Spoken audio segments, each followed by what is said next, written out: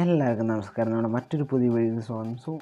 ഇന്നത്തെ ചർച്ചാ വിഷയം എന്ന് പറയുന്നത് തന്നെ ഇന്ത്യൻ എന്ന് പറഞ്ഞ സിനിമയുടെ മൂന്നാം ഭാഗമായി ഇന്ത്യൻ 3 2025 സമ്മർ റിലീസിനായിട്ട് തിയേറ്ററിലെത്തുന്ന, മുമ്പ് തിയേറ്ററിൽ നിന്നല്ല പറഞ്ഞത്, മുമ്പ് OTT റിലീസ്, അത് നെറ്റ്ഫ്ലിക്സിലൂടെ ആയിരിക്കും റിലീസ് ചെയ്യുക എന്നാണ് പറഞ്ഞത്. എന്നാൽ ഇപ്പോൾ അങ്ങനെയല്ല. ഇപ്പോൾ വരുന്ന വാർത്ത എന്ന് പറയുന്നത് ഇപ്പോൾ തിയേറ്റർ റിലീസായിട്ട് എത്തും എന്നാണ് പറഞ്ഞത്. കാരണം ഇതിൻ്റെ ഡയറക്ടർ എന്ന് പറയുന്നത് നമ്മുടെ ശങ്കറാണ്. ശങ്കറിനെ എല്ലാവർക്കും അറിയാമല്ലോ, വേൾഡ് ഫേമസ് ആയ ഒരു ഡയറക്ടറാണ് പുള്ളി നമ്മുടെ കമൽഹാസനെ വെച്ച് ഡയറക്റ്റ് ചെയ്ത പടമാണ് ഇന്ത്യൻ 2, ഇന്ത്യൻ 3 വരാൻ പോകുന്ന സിനിമ. നിങ്ങളെല്ലാവരും ഇന്ത്യൻ സിനിമ കണ്ടിട്ടുണ്ടെങ്കിൽ വളരെയധികം ഇഷ്ടപ്പെടും. അത്രയും കിട്ടിലും പടമാണ്. എന്നാൽ ഇന്ത്യൻ 2 ഒരു സോഷ്യൽ മീഡിയ പ്ലാറ്റ്ഫോമിനെ ആസ്പദമാക്കി ക്രിയേറ്റ് ചെയ്ത പോലെയാണ് എനിക്ക് ഫീൽ ചെയ്തത് ബേസിക്കലി, അല്ലെങ്കിൽ എൻ്റെ പേഴ്സണലി എനിക്ക് അങ്ങനെയാണ് ഫീൽ ചെയ്തത്.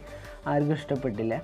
പക്ഷേ ഇന്ത്യൻ 2ൻ്റെ അവസാനം ഒരു 2 മിനിറ്റ് ഇന്ത്യൻ 3ൻ്റെ ഒരു ട്രെയിലർ കാണിക്കുന്നുണ്ട്. മോനെ വേറെ ലെവൽ സാധനമാണ് അത്.